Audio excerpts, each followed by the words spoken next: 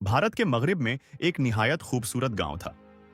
वहां का माहौल साफ और हवा बिल्कुल शफाफ थी। गांव के तमाम लोग खेती बाड़ी करते थे।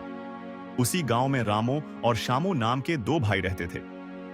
दोनों एक गरीब घराने से ताल्लुक रखते थे, मगर उनके दिल में हिम्मत और मेहनत की कोई कमी न थी। जब उनके वालिद का इंतकाल हुआ तो घर की सारी जिम्मेदारी रामो और शामू पर आ गई। उनकी मां बूढ़ी हो चुकी थी। रामो बड़ा भाई था, संजीदा, जिम्मेदार और मेहनती, जबकि शामू छोटा भाई था, चंचल, खुशमजाज और कुछ जल्दबाज।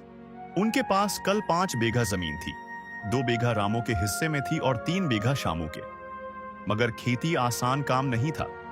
कई बार ऐसा होता कि फसल खराब हो जाती और साल भर का खर्च निकालना मुश्किल हो जाता। गांव के बड़े किसानों के पास ट्रैक्टर और जदीद औजार थे, मगर रामो और शामू अभी भी बीलों के सहारे हल चलाते थे। फिर भी दोनों ने हार न मानी। वो सुबह सूरज निकलने से पहले खेत पहुंच जाते और शाम देर तक काम करते रहते।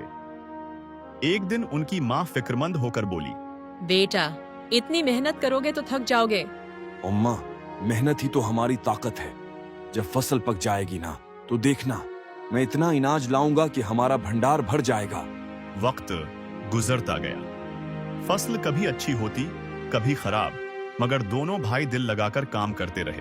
फिर आहिस्ता आहिस्ता उनके दरमियान मामूली इख्तिलाफात पैदा होने लगे। शामू चाहता था कि वो नए तरीके से खेती करे। उसने कहा, भैया, अगर हम नई तकनीक अपनाएं तो पैदावार भी बढ़ेगी और फसल भी बेहतर होगी। बेटा, हमारे बाप दादा सदियों से इसी तरीके से खेती करते आए हैं। हम क्यों बदलें? अगर आप मेरी बात नहीं मानेंगे तो मैं अपनी जमीन अलग कर लूंगा। ठीक है, अगर तुम्हें अपनी मर्जी से काम करना है तो कर लो, मैं तुम्हें नहीं रोकूंगा। बेटो, अगर तुम दोनों अलग हो गए तो इस घर का क्या होगा? जमीन तो बढ़ जाएगी, मगर दिल बढ़ गए तो कौन जोड़ेगा? मां की बात ने दोनों को खामोश कर दिया, मगर दिल की खफगी बाकी रही। बारिश न होने की वजह से तालाब खशक हो गए, नहरों में पानी न पहुंचा और फसलें पीली पड़ने लगी। कई किसान कर्ज में डूब गए और कुछ शहर की तरफ काम की तलाश में निकल गए। रामो और शामू के सामने भी बड़ी मुश्किल आन खड़ी हुई। उनकी गंदम की फसल आधी रह गई, घर में इनाज कम था और मां की दवा का खर्च बढ़ गया। भैया, अगर हम सब कुछ बीच कर शहर चलें तो वहां नौकरी मिल जाएगी। हम माँ की दवा का खर्च भी निकाल लेंगे। नहीं, मसले से भागने से हल नहीं निकलता। अगर जमीन छोड़ दी तो वापस आकर करेंगे क्या?